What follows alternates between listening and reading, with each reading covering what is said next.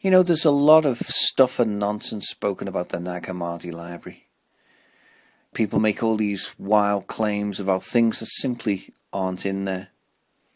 And yet you look at scholars and those who are in a position to organise and to define that library for us. The theologians, the Jews, the Christians, all the scribes, Pharisees, whatever you want to call them, the apposite persons and the apposite bodies. And yet what we've ended up with is a series of texts, translations of which are absolutely unfathomable. You just cannot make head and tail of them. So it takes a long time.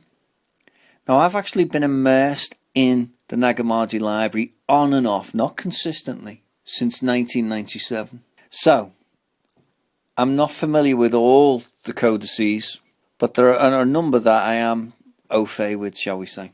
Now then, the first book, the most important book, I think, is, and this is all just personal, this is all my interpretation of it. The book on the origin of the world is the most important because it tells you about the formation of everything leading up to the creation of you and I, right the way through to how it's all going to end.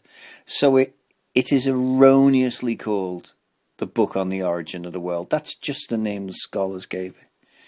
Really, a better title would be The Truth of the World, or The Reality of the World, because it tells you the beginning, middle, and end. So, I'm just going to go through my notes, and this is a very simplified version, line by line almost, not quite line by line. I've had to omit huge sections which don't really affect the narrative as such. But otherwise, we'd be here for, heaven knows how long. So, in the beginning, the one that we shall call the creator of the entirety generates a vast chasm. And that chasm is called chaos, into which the same projects a kind of a needle of light or something. A type of womb is created. Now notice it's a type of womb. And within it there develops innumerable fetuses of Aeons, which are super gods. And when that womb-like thing bursts open, they emerge and flourish in that area of chaos, the vast chasm of chaos, which is created by the Creator. They flourish within a certain area, not all of it, but within a certain area. They emerge and flourish as a replication of the Creator's will and image. And they form 72 hierarchies, heavenly planes of spirit, or what you might call natural hierarchies. And from that order, right, and this is only from that order, once they have formed into the 72 planes, the 72 spheres and heavens of the spirit, of the pure spirit, only then it says that from this order emerged a power called pistis. That was the personification of the Creator, essentially. And from that spirit power, a female Aeon, type of super god, developed called Sophia, whose name means wisdom, alongside her masculine Aeon equal called Christos, whose name means the anointed. Now she was a free-thinking entrepreneurial goddess who sometimes acted alone, meaning without her male counterpart, Christos.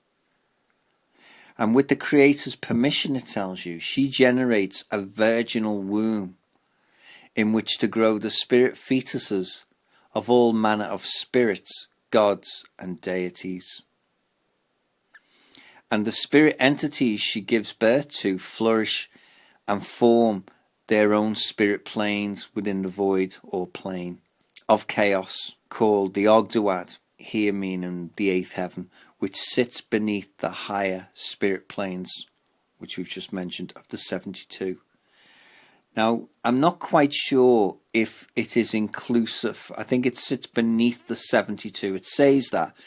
But I think the O'Doherty And certainly the plane of Sophia and Christos are either the first spirit plane, or the second spirit plane rather, if the O'Doherty is the astral, which we come on to in a second. The ninth heaven, the Ennead, which is certainly where she dwells with Christos. If that is the first plane, or is it the ninth plane? We're not quite sure. The texts aren't very clear. So, is that part of the 72, or is it the ninth plane and then you've got the 72, or the 72 begins at the ninth plane? The spirit entities she gives birth to flourish and form their own spirit planes. It tells you that within the void of chaos, as we said, But during a pregnancy, right, she becomes aware of an anomaly in her embryonic waters, a lower order thing that's not pure like the spirit, right? Because what she gives birth to, the spirits, as it were, that's all in accordance, that's all spirit. And for it to be spirit, it's got to have a pureness in it, and to be part of the higher aspect of the Godhead. But made of the subtlest ether, which the higher ones of the 72 call darkness. So this substance emerges in the embryonic waters. And like the worlds above, it too forms its own plane, that of the etheric, soul, or astral. Right, so it's a kind of, it's not pure spirit, but it's not made of the material world we live in. It's an in-between stuff, which is called shadow and darkness, the substances thereof. And from that darkness emerged another substance from her womb that was corruptible, unstable, and subject to decay. It was called matter, and it too formed its own plane, the so-called physical or material world. And so it came to be that the world of matter sat beneath the astral planes, composed of shadow and darkness, and the 72 planes of the spirit. So the material plane emerges as the last creation, if you like, of the Godhead. Now, it tells you that it was from these lower worlds that there emerged a male entity, a princely ruler, himself made merely of the substances of shadow and matter, without a spirit part.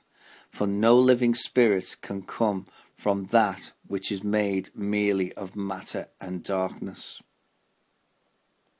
Which makes sense, doesn't it?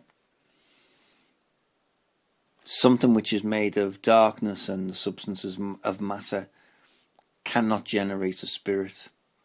And the atheists go on and on about this argument, and people say, well, those who are pro sort of the spirit and the creator and the divine prime mover, if you like, say, well, we look around the universe, we see all this matter. How can that account for my consciousness? Because it's just essentially 92 elements plus the artificially created ones. So here, the texts, I think, are addressing this in the book on the origin of the world. But she recognizes it anyway as some kind of super intelligent force, and she calls to him in the deep, Yaldabaoth, meaning child of chaos, whom I have birthed, come to me. Now, attracted by a greater light and power, he comes under her pistis influence, and she organized him within the shadow darkness and matter, or the planes of, if you like, as the Chief Archon, the fashioner and maintainer of these worlds. So he becomes the fashioner and maintainer of the astral and the physical world. So all the stuff that's made of the soul and the astral and of the material. Now, when you read the text, clearly she's satisfied with what she's done, because essentially, having brought about an equilibrium or a type of balance to that disturbance and an order to it, to those domains, she then withdraws back up to her home in the ninth heaven. So she's clearly happy with what she's done. And then people say, well, it's all an experiment. Well, it may be, but what's clear in the text is that the God of the entirety knows, is all-knowing. And then other people have argued and said, well, how can he be all-knowing? right? If the whole thing is an experiment. But what people, I think, fail to realize is that the texts are telling you that the human version of this, our perception of it, is unknown, right? And the whole creation that we're dealing with, there are aspects of it that are chaotic and unknown, right? But to the greater ones who exist before and outside of all what we perceive, and that is above and beyond the 72 by the looks of it, or certainly part of the 72, understand the efficacious control of and power of, the Creator within everything. So they know. Now, chaos means a principal void or vast chasm of space or unknown or limitless space. And these events occur only in a small area of it. And the texts tell you that there are 3 ages, and the first age is the age of the Creator, because the texts tell you that they shall only concern you with what you need to know. So they call the first age the age of the Creator, or God, or whatever you want to call it. And then the second age is the creation of chaos, the vast chasm, principal void. And then the third age is the creation of matter within the void of chaos. And we must say within a certain area of the void of chaos, through and by the hand of Pistis Sophia. So there's the 3 ages. So we're actually in the third age. And then the texts, having identified that, you then realize everything then is in the third age. So in that realm of shadow and matter, Yaldabaoth, like his mother Sophia, was an androgyne. Now alone, he too creates a type of womb. And in it, he grows 7 children who are called the 7 great Archons. And for each of them, he creates a heavenly sphere, stroke realm, or heavenly plane. But don't forget, these are realized in both the substances of matter and ether. And the earth he made as his footstool. So everything within the text is always from the human naked eye as observed from the surface of the earth. That's another thing that a lot of people forget. The other 7 were the spheres of, well, there's the 5 planets of Mercury, Venus, Mars, Jupiter and Saturn. And the sun and the moon made the 7th. So the 7th heaven, the Hebdomad, of which the solar system is a material representation of it, or realization of it, came into being. But it was a lightless system. Now this is my speculation, I think so. Composed of darkness and matter with no spirit in it, right? It kind of tells you that. But I don't think there was any light in it. I think it was like a brown dwarf system, super cold, supercharged, and invisible, because it doesn't give out any radiation, no heat or anything, no infrared, gamma, x-rays. You can't see the thing against the inky blackness of space. And we've only kind of discovered these things really with the advent of the Hubble. They do give off a kind of a signature, but I think that's what our solar system was at the time. And I only say that because at a certain point, we're coming up to it, there is a transformation of the solar system into the system of light that we see now. So clearly, I think there are 2 distinct solar systems in operation. There's the before and then there's the after.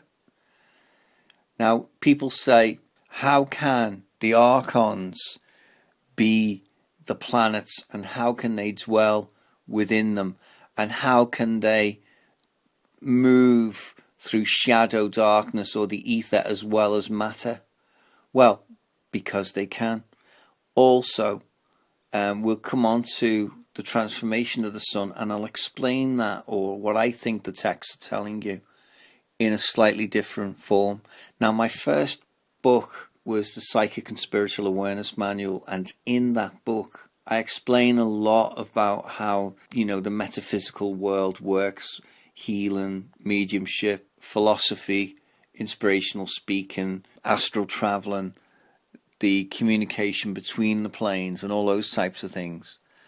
And it's only once you get an understanding or have an understanding of psychic and spiritual science that these texts really come into their own.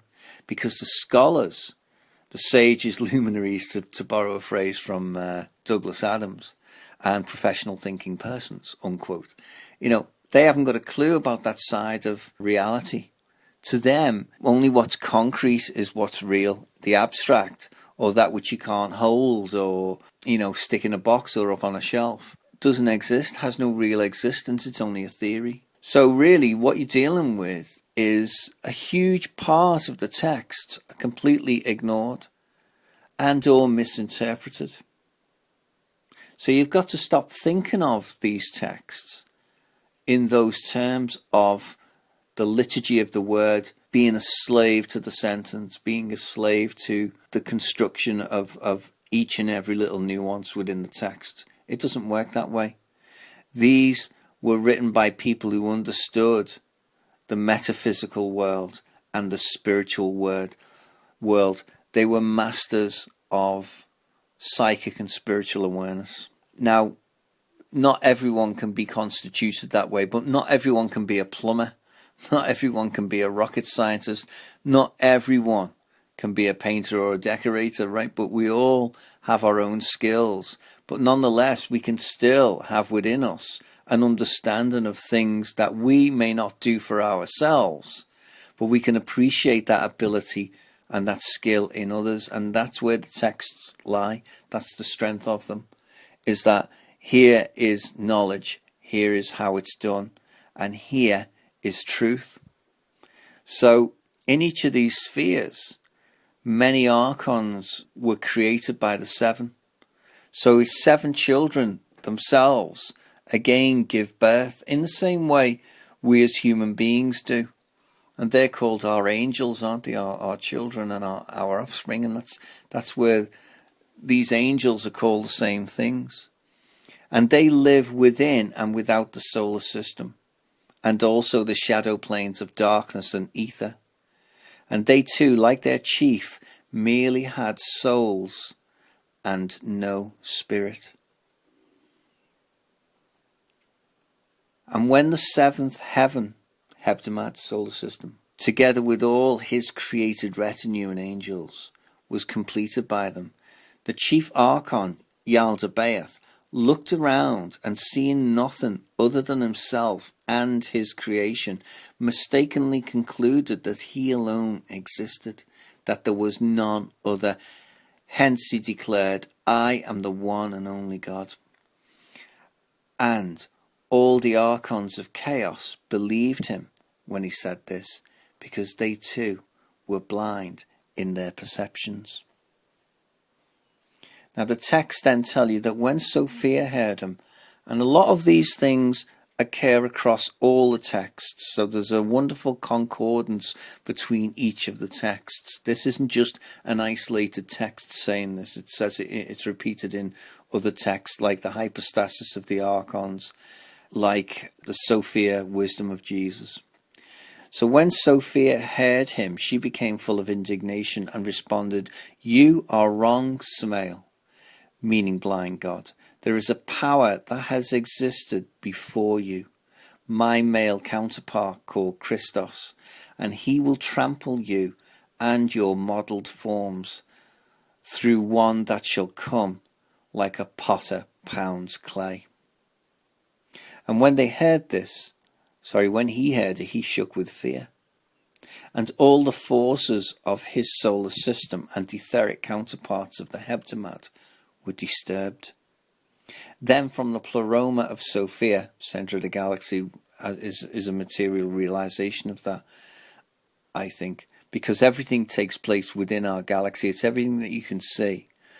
The divine feminine goddess expelled a huge cosmic breath of light and life that passed through all of his creation, bringing with it immense upheaval.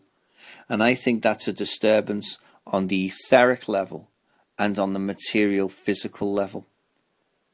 Now, the pleroma, I know that means the fullness and the centre and those types of things, right? But at the center of our galaxy is this, what you call a galactic core, and we really don't know what's there, in the material sense. There are speculations about there being a black hole there. Well, there is a huge problem with black holes if you follow the electric universe theory, and I never realized this till not so long ago, is that black holes actually do not exist. They just created black holes to explain all the mathematics and the dynamics that they couldn't explain. They say, oh, it's a black hole. So the real black hole is in their science. So we really don't know what's at the center of it. Now, if you fly there, this doesn't mean that you'll meet Sophia and Christos. But essentially, it's the physical materialization or realization of, it's the physical counterpart to it, if you like. So I think what you've got is something that's emanating from the galaxy that passes through the solar system. Because what happens next, it is basically one of his children, one of the 7 great Archons, has the name Sabaoth, right? And he becomes the son of the solar system. And this clearly addresses and puts to bed, I think, once and for all, the Lucifer stroke Satan enigma. So basically, to summarize it in this simplified version, now Yaldabaoth had a son, Sabaoth, one of the 7, who, if you will recall, had his own heavenly sphere. With her principal breath, now it's interesting, principal breath, because that's AL, principal breath, key, meaning the, now principal breath is also the soul or the life-given energy. She transformed him into the bright, burning, generating sun of the solar system, or Hebdomad. He became the sun, king of the 7, the age or day of the sun, hence the 7th day. Sabaoth, meaning Sabbath, day of rest and repose, Sunday. And to him, as a reward, Sophia gave him her daughter Zoe, the principal female serpent energy, whose name means life, and who is also called Eve. So I think there, these entities and deities and gods, they have different names in different languages. I mean, even just in the Middle East, Jesus was from Galilee, they spoke Aramaic. Then we got Samaria, which was a Gentile nation, which completely separated the state of Galilee, or the country of Galilee, completely geographically separated it. And then to the east was Pyrea and I can't remember the other country without the map in front of me, but they too were Gentile nations. Then you've got the kingdom of Israel beneath that. So the point I'm making is that in each of these different nations and in each different time, they call the same entities by different names. Lucifer is also Prometheus in Greek. Eve is Pandora. She's the Greek Eve, for instance. The list goes on, but anyway, we don't want to get too sidetracked. Even within this text, Samael, right, meaning blind god. Saklas is another name for Yaldabaoth, meaning fool. And Yaldabaoth, child of chaos, but he's also God Almighty. Essentially, he's the God of the Old Testament. Yahweh, Jehovah, El, Almighty God, is actually El, mighty God. El, mighty. El meaning God. El, mighty. El meaning a lower aeon. And the El in the lexicon, the letter L, is at the 90 degree to show being cast down. But that's another part of the text altogether, the El enigma. Now then, Lucifer, funny enough, beginning with L, becomes what we come to now is the first of the 3 Adams. Basically, it says to you, now let it be clear that there are 3 Adams. And I think the first one is Lucifer. And so Sabaoth, or Sabaoth rather, became better known as Lucifer. That's what I'm saying. Because he becomes the light of the dawn, the bringer of light, morning star. He was also the first Adam, Adam of the luminaries, whom Jesus spoke of in the Sophia of Jesus. He's also referenced in other texts as well, Adam of luminaries. Together with his wife Zoe, also meaning Eve. She was the giver of life. And so the first Adam and Eve were created, because it tells you a number of times that there are 3 Adams and Eves. But his father, Sabaoth's father, the self-proclaimed God Almighty, was furious, and so began a battle amongst the 7 spheres, beginning when Sophia's principal breath altered the solar system into a hebdomad of light. And so the earth of the Almighty had a sun for light and life, and a moon for stability, and became a planet capable of hosting all manner of living things. And that's what's really ticked him off. So, in the cosmic breath of upheaval and conversion, something else occurred in Sophia's light. Now, ever wise and with forethought, she knew the ways of her child of chaos, Yaldabaoth, namely, that during her transformation of this system, he would perceive in the maelstrom the matrix of the human being, and would strive to create it for himself, a so-called heavenly anthropos.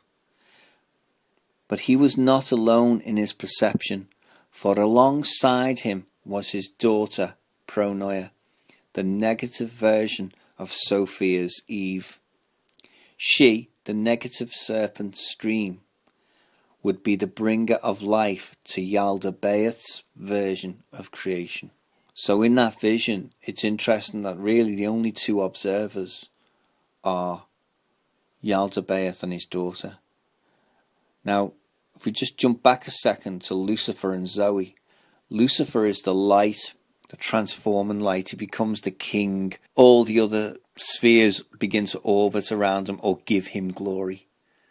And for him to have life, there needs to be a life-generating force, which he doesn't possess, but his female counterpart, to whom Sophia is Sophia's daughter, she gives to him that ability to create essentially organic life, the life that we see. Now, it's important that we jump forward again now to that revealing of the matrix of the human being, because the texts go very, very deeply into the nervous system, the mind, the soul, the body, and the spirit, and how all those things work together. But that's not our concern right now, because this is the simplified version. I know, it may seem a little bit complicated, but hey, this is the simplified version.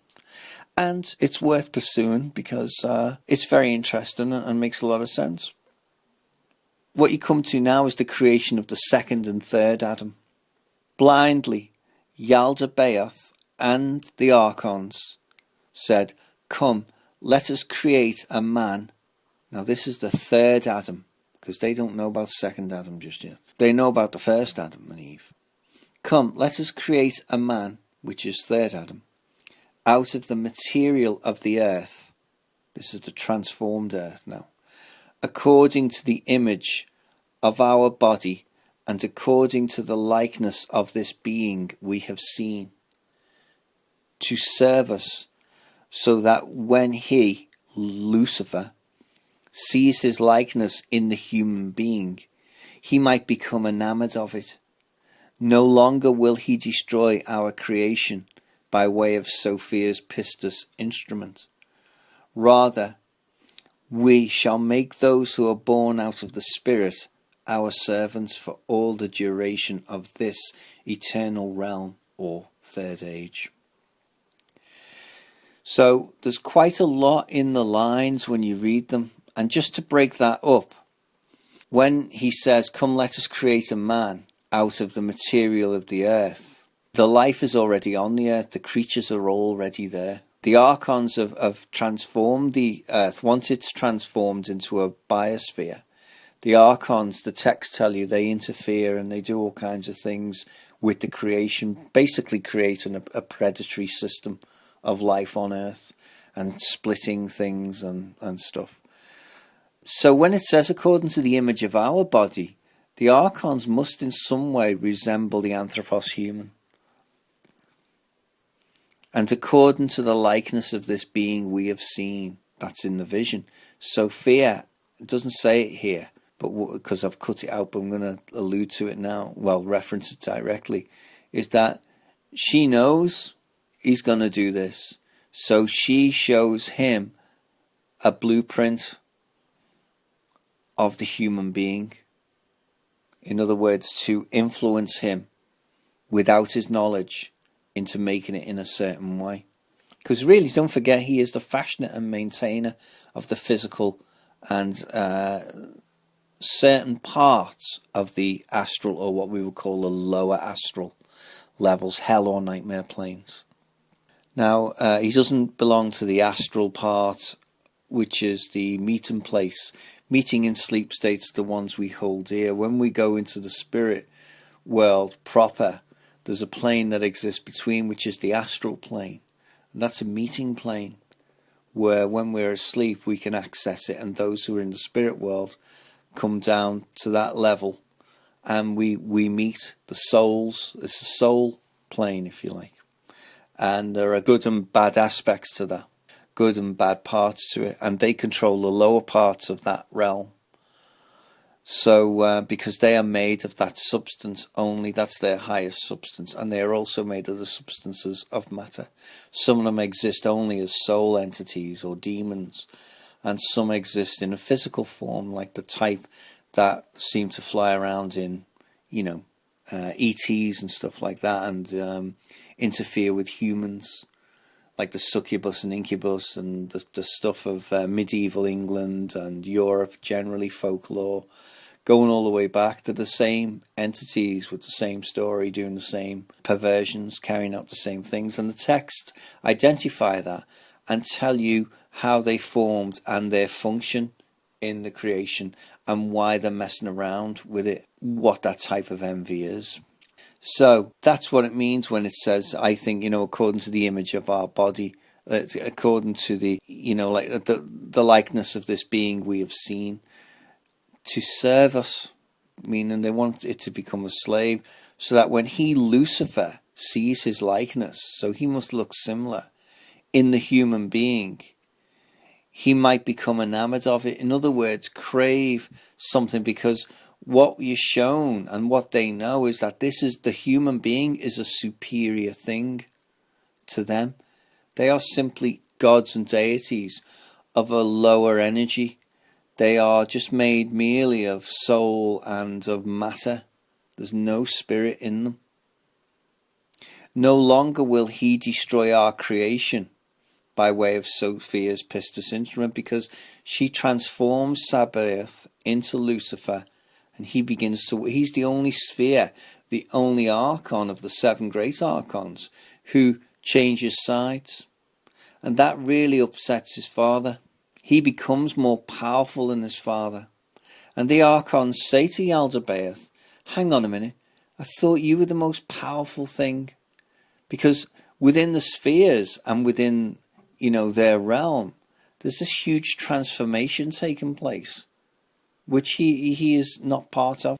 He says, if anything exists greater than me, then let me see it now. And Sophia reveals her cosmic transformation of his system, of his aspect of the material and etheric creation. So he is then shamed, it tells you. And from that point on, from this bit where we're up to now, the transformation, they knew for certain, the Archons, that there was something greater than themselves. And it tells you that we as human beings are superior to them. Now, they are older than us in terms of the human aspect, but the texts make it clear that we predate them in our spiritual selves, because we incarnate from the spirit to this world. But as the human anthropos, they predate us. They emerged only out of those two substances. So when the Archons say no longer will he destroy our creation, meaning he's making a biosphere, he's helping bring a living, breathing, organic world, a world of light. It's transformed into a system of heat and light and warmth.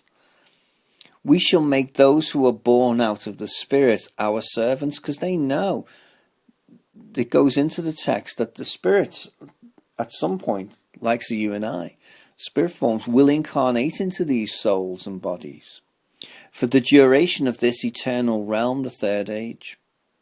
So there's your envy and your jealousy. But envy also means something else, which we won't go into here.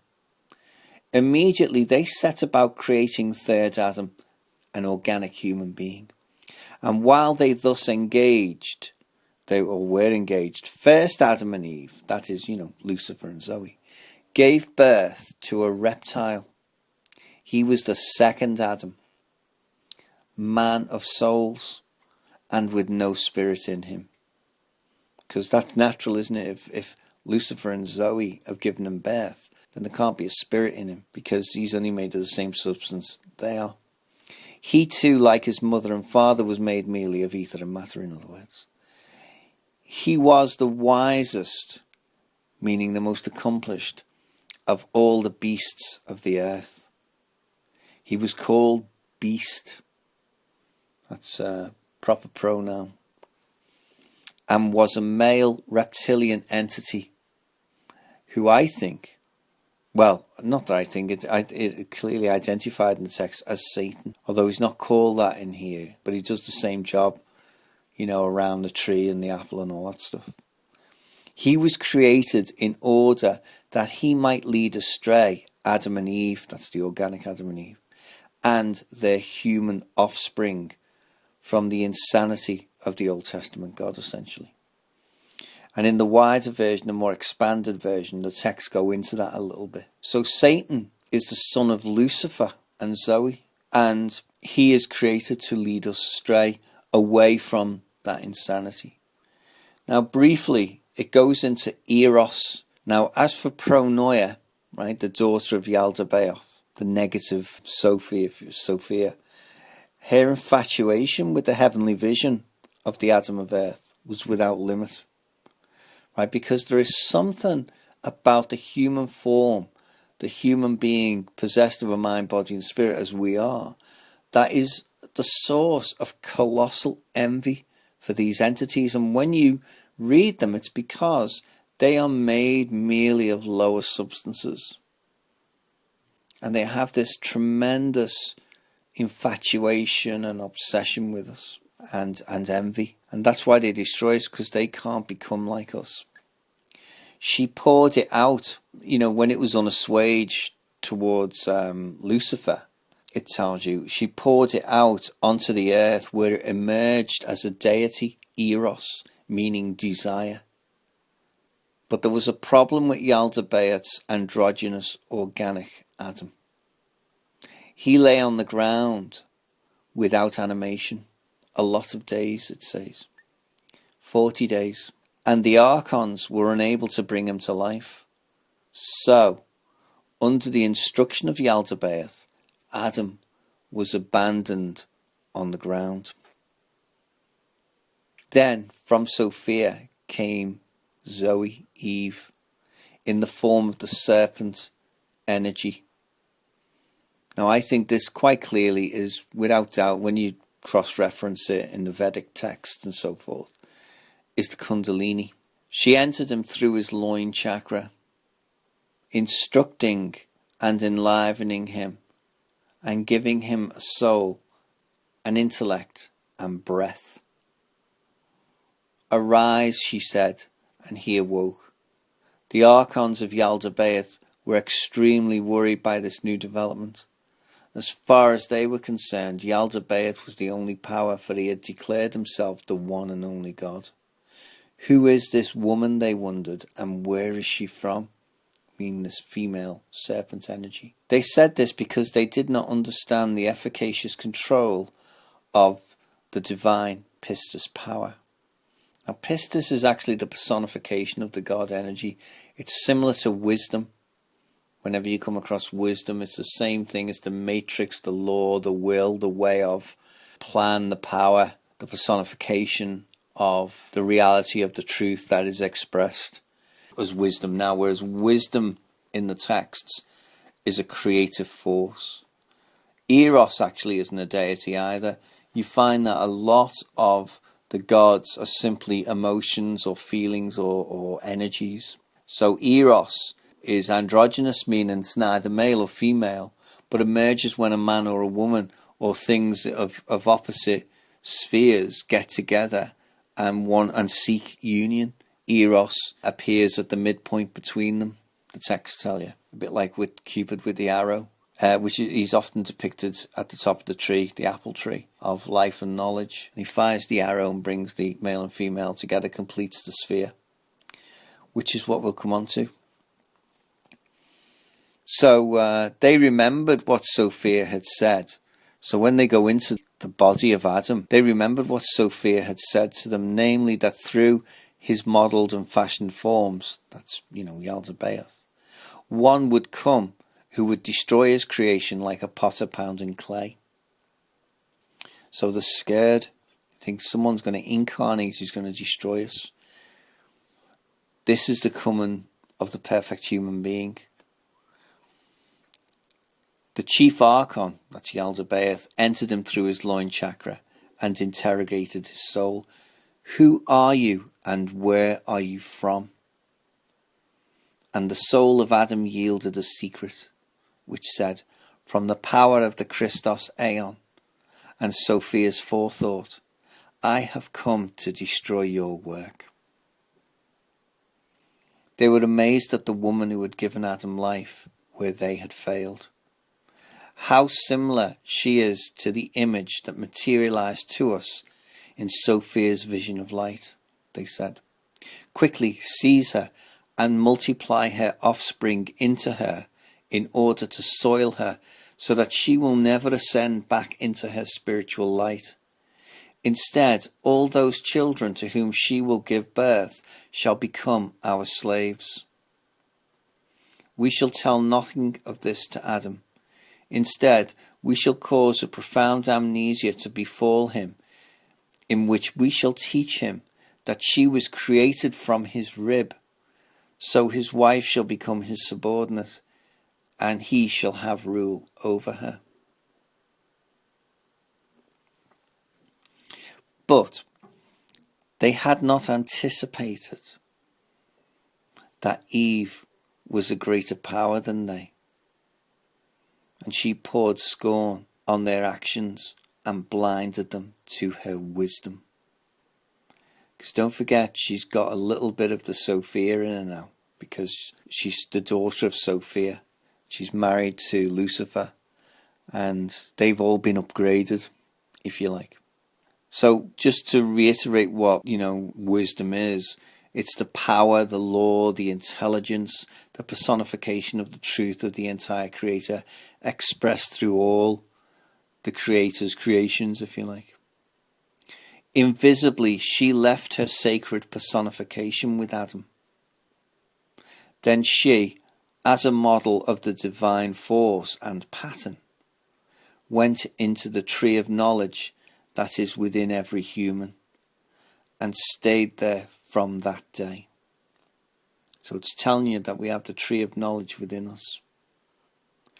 They tried to break her pattern and code without success because of their inferiority and ignorance of anything higher than themselves. In extreme anxiety and ignorance, the blind beings took flight. Now this next part is where the Archons, as they've promised, enslave the human being. Eventually they, the Archons, recovered from their bewilderment and decided to take the androgynous Adam and split him into two genders. They took out his female part by building up the fleshy part in the man, that's got to be his penis, at the expense of the woman's female part, cavity or womb, thereby creating a woman, man with a womb, womb man. Adam they put aside into amnesia, or asleep. And so the 7 great Archons progressed their seed through Eve's womb to destruction. That's the biological Eve. They defiled and raped her in every repugnant and horrific way.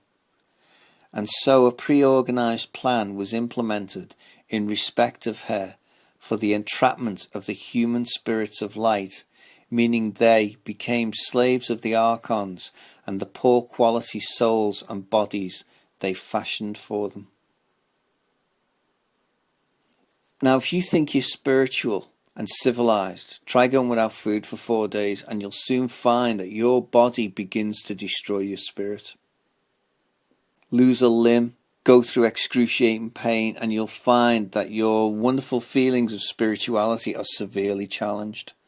And this is what the texts go into through the various codices about how the soul, which is constructed by the Archons, and the body which is constructed by the Archons, in order to trap, this is what it's saying here, to trap the spirits, so that they may destroy the spirits. And by doing so, they've given us a libido and drives and sensations and feelings that we as spiritual beings find very difficult to overcome. And they lead us into crime, into deviancy, into all the negative things. And that's where the Archons gain their strength, because they get their kicks, because they are what are called the pitiless ones. They have no fear, no love, no spirit, no compassion, no imagination in them. But they need to feel something, and they thrive off that energy amongst many other aspects. But they know that by doing so, you have to then reincarnate back into their souls. The texts go into this aspect of the creation, that you're sent back because you've fallen short, you've sullied your spirit with their darkness and their matter by behaving in a way consistent with their values rather than those of the pure spirit realm. So the longer they get to keep you coming back and coming back and coming back, humanity, mankind, if you like, the longer their age will last. That's what they think. That's one of the connotations of what's being said. So the longer they can keep all this going, the longer they have life, because the texts are quite clear. Jesus is in the text. The whole thrust of the text is that which is made of itself dissolves back into that which it came from. So you and I, being spirits, we'll dissolve back into the spirit eventually, right? Even if we have to come back here so many times or whatever, eventually the law is we'll re-emerge back into where we came.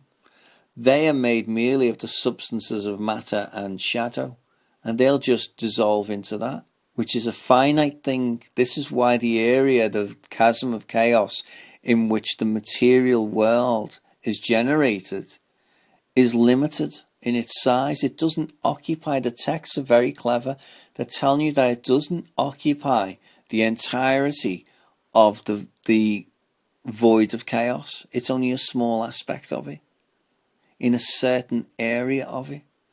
Telling you really that the universe is finite. Now that's something I believe in, and I always have believed. And here's a text which reinforces that. Again, that's just my personal view.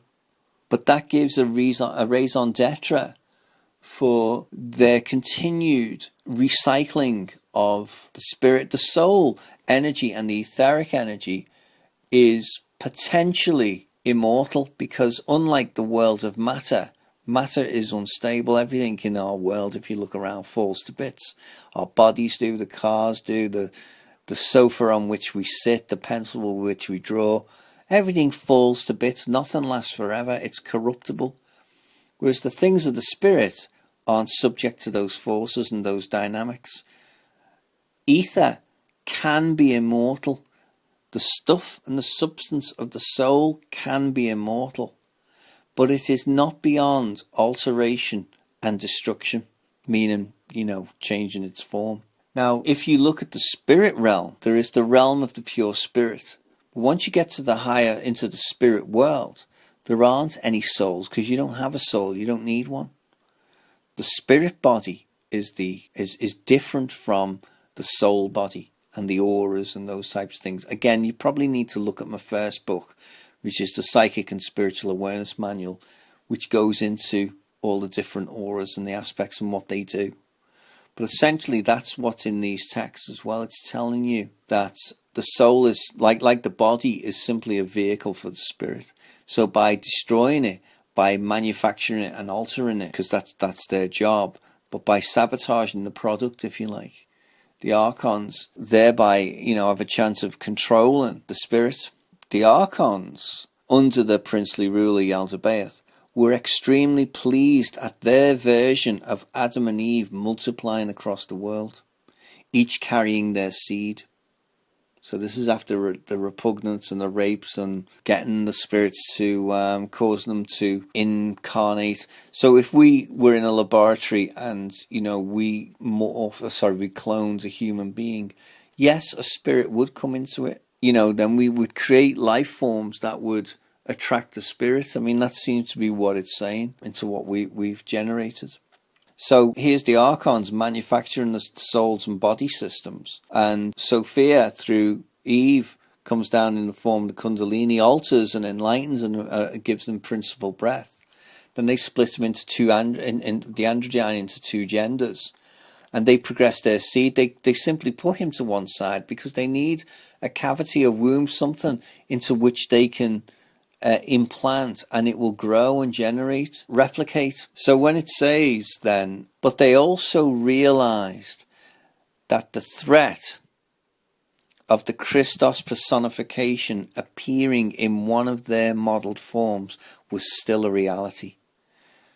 And so too the threat from the female serpentine energy of the instructing Kundalini, which now firmly resided at the root of the human being's tree of life. She whom we greatly defiled is just like Christos, by reason of which we will be defeated, they say.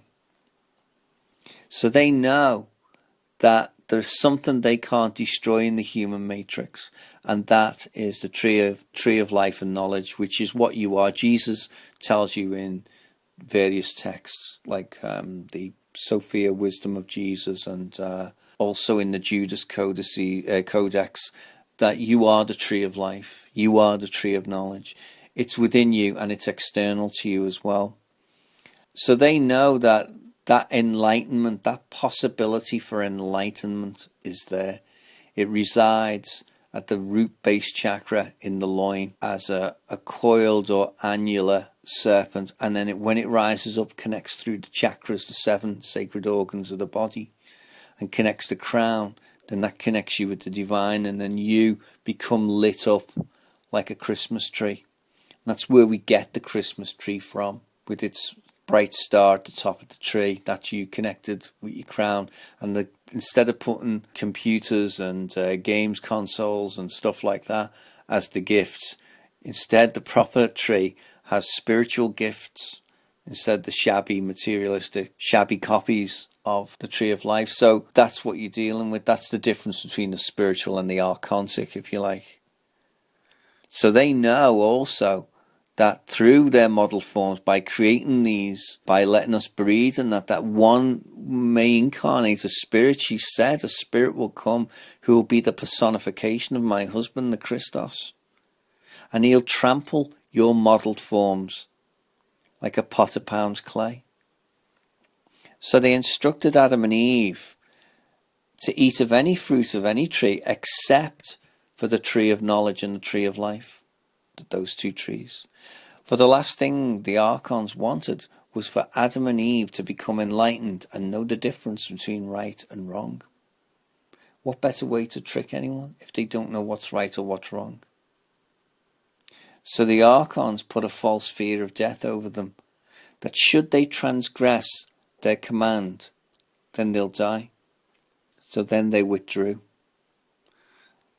Now that's when the second Adam appears, beast, the Adam of souls, also known as Satan, the reptile, and son of Lucifer and Zoe. He approached Eve, the life giver, and said, "Have no fear, you will not suffer death. Instead, from the consumption of this fruit shall your intellect grow. You will become clear of thought, also gnosis, and grow to become like gods, knowing the difference between good and evil men and that which takes hold of them. He said this to stop you becoming enlightened, because Almighty God is filled with envy and destruction towards you. And so they ate, and the trees of life and knowledge poured out radiance upon them, so that they brightly shone. As Satan promised, they were awakened to knowledge and the difference between right and wrong, good and evil.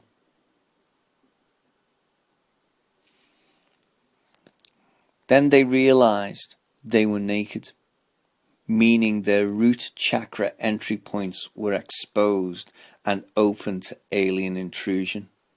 And so they took fig leaves from the tree of life and covered up their privy parts so that Yaldabaoth could no longer take control of them. By doing this, they asserted their authority and sovereignty over the earth and life. And there is the lesson of the human Adam and Eve. And Eros of the earth blossomed between them, and they loved each other. And by reason of the perceived beauty in one another, through their gnosis, they saw that those who had created and fashioned them were alien and inferior to the human. Adam and Eve despised them because they were now very awake. The Archons returned to paradise. Now, paradise is the divine state of being within the human. It's not a geographical place. It's nowhere on a map, apart from the map of the tree, from where they brought great fear and trembling to Adam and Eve. So it shows that the Archons still, because they manufacture the soul and the body, they still have a huge influence over us. I mean, the texts are clear, and we can feel that in our daily lives. And they did this after this transformation, curious to see how much influence they could exercise over them now they had been awakened to the truth. They wanted to see what they could do with them now they didn't really have full control. And so the Archons used the only tool they could in their armory. They brought terror and insecurity into their perceptions of the world for the reason of their disobedience in the garden. In fear, Adam and Eve hid under the trees, meaning they closed their root chakras, preventing the Archons of the Almighty taking control of them. Adam, where are you? He asked. Then the blind one, when he came searching, that's what he said when he came searching. It tells you that they hid themselves in fear, which means they closed their loin chakras, because by gnosis they knew, and in ignorance the Almighty said, I couldn't find you, meaning I couldn't take control of you. If you find something, it's yours to have and hold. It's up to you whether you give it back to the rightful owner or you keep it to use to your advantage. That's what find means. He couldn't find them. I looked for you, I searched for you, I couldn't find you. I couldn't take control of you. Who instructed you concerning your nakedness and exposure, causing you to cover yourself with a fig leaf from the sacred tree of knowledge, thereby closing yourself to me? This you could only have known by consuming the fruit of that tree. This you could only have known by consuming the fruit of that tree. So he's absolutely furious. Adam replied, the female you gifted me, and this is interesting, she gifted to me instead, and I consumed. So all the time the dominant is the female. And they turned to Eve in ignorance and asked, tell us what you have done. So clearly they haven't got a clue. And she answered, I was encouraged to consume the fruit of the tree by Satan the instructor. The Archons approached Satan, but were unable to do anything to him either. For the truth of his superior power and being the seed of the transformed gods, Lucifer and Zoe, who've got a little bit of Sophia in them, don't forget. So they attacked Adam and Eve and all the things of the earth by curse. They banished Adam and Eve from their states of paradise, not out of Eden and out of paradise, but out of their states of paradise, by reason of their efforts to destroy and distract them from the ways of the Spirit. So it doesn't really, in the other text, it goes into how they were seduced into material things and all that. That really toppled them from that connection to the divine. No longer were they at one with the sacred pattern. For the Archons, consumed with envy, they sought to destroy that which they themselves could not possess, have or hold, and so the world was led into distraction and error. And as for spiritual awareness, they placed a great fear around anyone following them into the internal and external trees of life and knowledge, with the false promise of their death should they explore. And by taking on this role, the pitiless ones were hurled down to the earth by Sophia's daughter Zoe to inhabit it as deceivers, devils and demons. And so the earth came to be characterized by predation, with human against human, animal against animal, to wit, life against life. They taught humans how to build innumerable places of worship to them, altars for sacrifice, temples of foolish and blind faith, and wars that pour blood upon the earth in their name.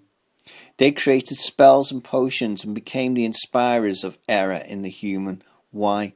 So that the human will not exceed beyond that which the Almighty had imprisoned in that part of the human he had modelled, namely the soul and the body, so constructed as to ruin the spirit until the day of the true man shall come. He who shall be the personification of the Christos Aeon, so that he may pound Almighty's modelled forms like a potter pounds clay. And that's telling you. Now, the entire Creator, big God if you like, having witnessed the disorder of the Archons, this is way in the future now, although you have to forgive the tenses, decided to bring it all to an end, to past tense, but really, it's really in the future, I think. Again, this is all my personal interpretation. You may or may not agree with it. So he thought of bringing it all to an end by incarnating you, what are called the little innocent spirits of light, to the earth, to stand as an opposition and condemnation to the work of the God of the Old Testament. This is the God of the Jews, the God of the Christians. This is all the gods of the world, the Abrahamic God, the God of Islam, the God of every religion that tortures and destroys creativity, the free-thinking, enlightened, entrepreneurial spirit that Sophia gave us. By simply being here, it's telling you that you are a testimony to that which is eternal and everlasting. And by this truth, you have with you the ability to destroy the beings made merely of shadow and matter with no spirit in them. That is why they envy you and mix their seed with you and try to make you become like them for the reason that they cannot become like you. Their failure is evident. They cannot understand that which is not within them. Now, many times people say and say and say that the Archons cannot crack the genome. Well, that's wrong. They wrote the genome. They're way above anything to do with the genome. What they cannot understand is how the spirit incarnates and animates that aspect of the mind that belongs to the soul, that aspect of the intellect that belongs to the intelligence of the soul. These are split, as Jesus says, they exist between the two, because your soul has these qualities, your spirit has these qualities as well, and how it animates the vehicle of the soul, the chakras, all those, the auras and the meridians and those types of things, and the physical human body. That's what they don't understand, is how the spirit incarnates into the body and gives all that life. Because they have no spirit in them, remember, and that's what they envy. And the texts tell you time and time again why you shouldn't be afraid of them, because that which possesses merely a soul cannot lay hold of that which also possesses a spirit. For from below they are, and from above you are. And this is one of the themes in the text. And this is why we need to wake up the world to this threat of this intrusion upon us, and how people are being used and manipulated as well. And hopefully you can see why these texts were buried in a jar, and hopefully people will awaken. And you only have to, as it says there, just simply by being here, you've already won. And in other parts of the text, it tells you how the Archons are absolutely, and in this book as well, are absolutely puzzled and bewildered and perplexed and angry that we, the offspring of Adam and Eve, have survived all their trials, all the things they've tried to do to us. The human spirit, well, our eternal spirit, survives. And so the universe of the Almighty will be destroyed. This is in the future now. By Sophia, for she will exchange her garments of wisdom for those of wrath. And wearing these, she shall pursue him and his created retinue down into the abyss, where they will be obliterated by the wickedness of their creator, Yaldabaoth. They will consume one another until they perish by his hand. And when he has destroyed them, he will turn against himself and destroy himself until he ceases to exist. And all will be like it had never existed before, essentially leaving no trace. And as we said at the beginning, the product which came before the darkness will dissolve, and the deficiency will be taken out by the root and cast down into the darkness. And the light will withdraw up to its root, and the glory of the unbegotten will appear. And it will fill all the eternal realm.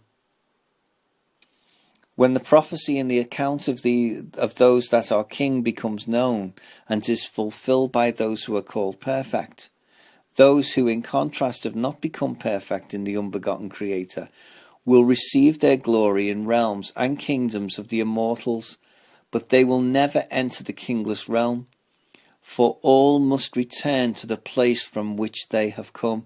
Indeed, by your acts and your knowledge, you shall make your own nature known. This is the truth of the world, I think. So that's why that book needs changing. So that's as simple as I can get it anyway. I mean, there is a much longer version, but it's going to form my second book, which I'm working on. I hope you're going to buy it when it comes out.